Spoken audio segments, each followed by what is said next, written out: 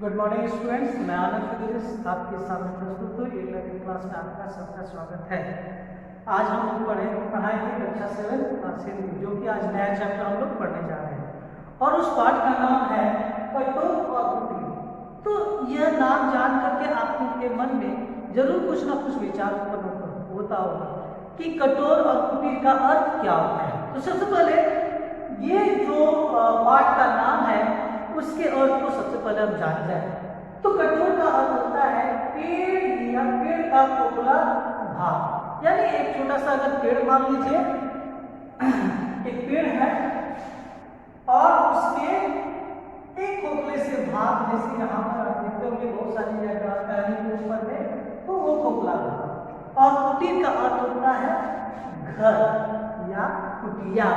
तो यहाँ पे पक्षी के बारे में ही देखा जाएगा, क्योंकि पेड़ पक्षी जो है पेड़ पर ही अपना घर बनाते हैं, बहुत सारे पक्षी होते हैं। तो सबसे पहले यह भी जानना जरूरी है कि इस पाठ के जो लेखक हैं वो कौन है। तो इस पाठ के जो लेखक है वो सियाराम शरण गुप्त है। तो सियाराम शरण गुप्त है, तो उनके बारे में जानकारी होना बहुत ही जरूरी है।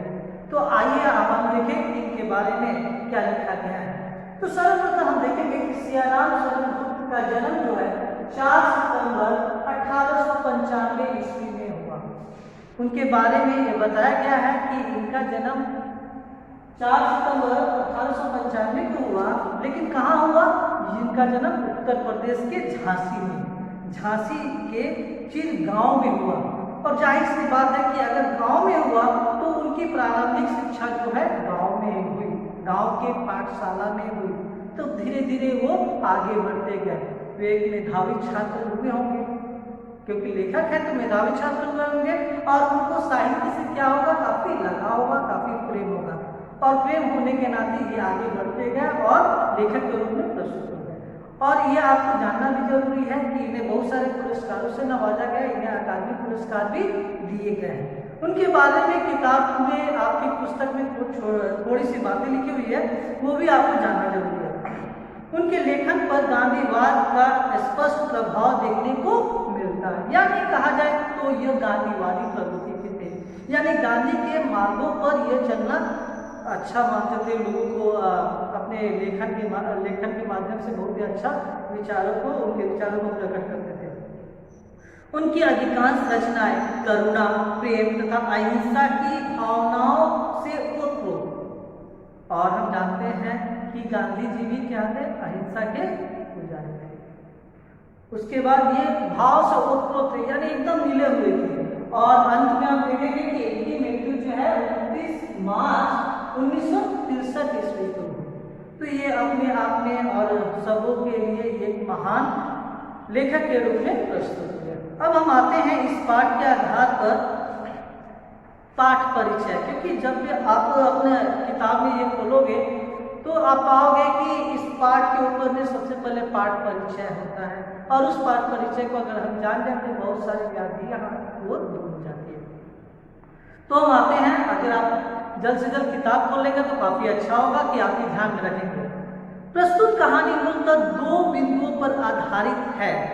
2 बिंदु, वे बिंदु हैं चातक। चातक का अर्थ क्या होता है, आप यहां पर देखोगे, चातक का अर्थ होता है पपीहा नामक पक्षी,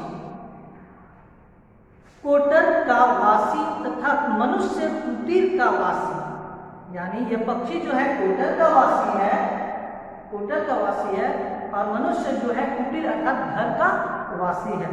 तो यही 2 बिंदु जो है यहाँ पर हम लोग देखेंगे। यह 2 विविध बिंदुओं पर आधारित होते हुए भी इसके दोनों बिंदुओं के स्रोत स्वाभाविक ढंग से एक दूसरे से मिलते जुलते, यानी इस पाठ में 2 कहानियां हैं, और ये 2 कहानियां जो है एक दूसरे से मिलती जुलती है। तो बच्चों, आपको तो कहानी पढ़ना काफी अच्छा ही लगता है, शुरू से आप बचपन से ही मम्मी आपको सुनाती है। तो आज हम लोग यही 2 कहानी को भी इस पाठ के अंतर्गत पढ़ेंगे, कठोर और कुटीर।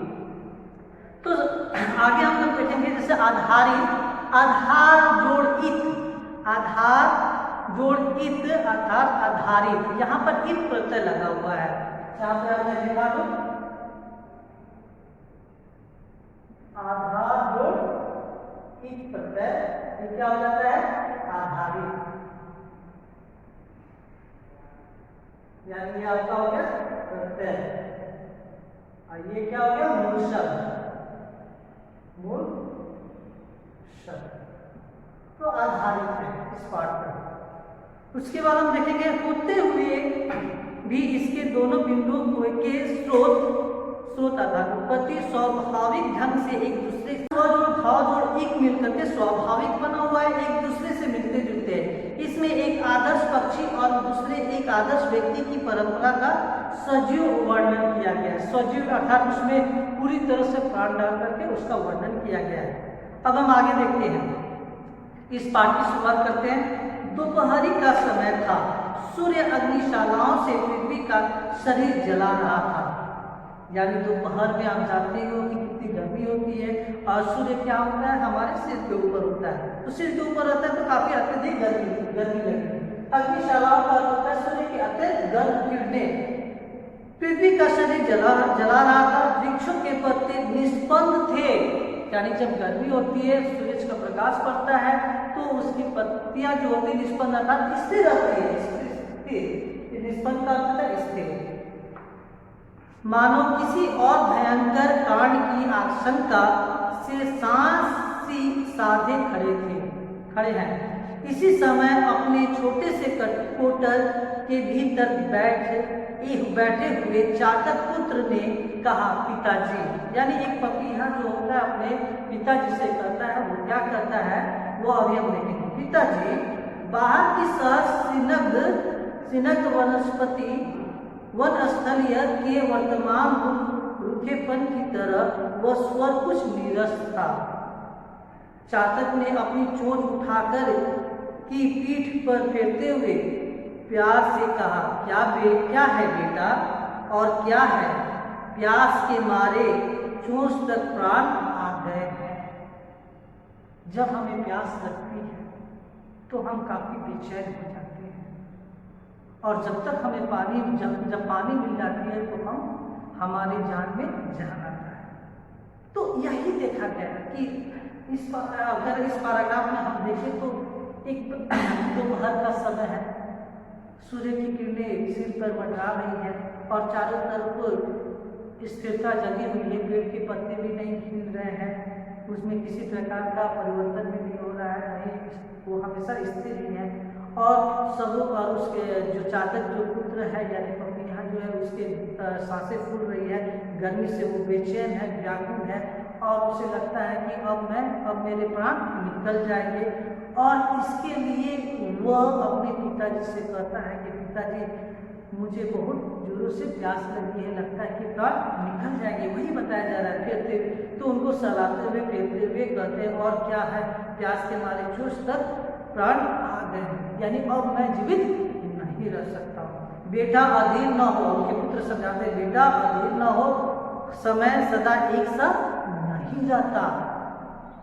उनके पिताजी बता रहे, बेटा समय एक साथ नहीं जाता। आज जो माहौल में हम जीवित हैं, हम जी रहे हैं कोरोना जैसे माहौल में, यह समय बदल रहा है। अब दिनों दिन हमारी संख्या जो है क्या हो रही है? घट रही है। बहुत सारे लोग ठीक हो रहे हैं, बहुत सारे लोग में इसका प्रभाव नहीं हो रहा है। तो समय बदलता रहता है। आने वाले समय में आप भी विद्यालय आओगे, आप भी पढ़ने आओगे, और जरूर आप आओगे, यानी समय एक समान नहीं होता, उसमें परिवर्तन होता है। तो बच्चों, आज मैं इतना ही पढ़ाऊंगा। आप जितने सारे शब्दार्थ लिखे हुए हैं आप उसे याद कर लीजिए, अपने कॉपी में लिख लीजिए। तब तक के लिए धन्यवाद।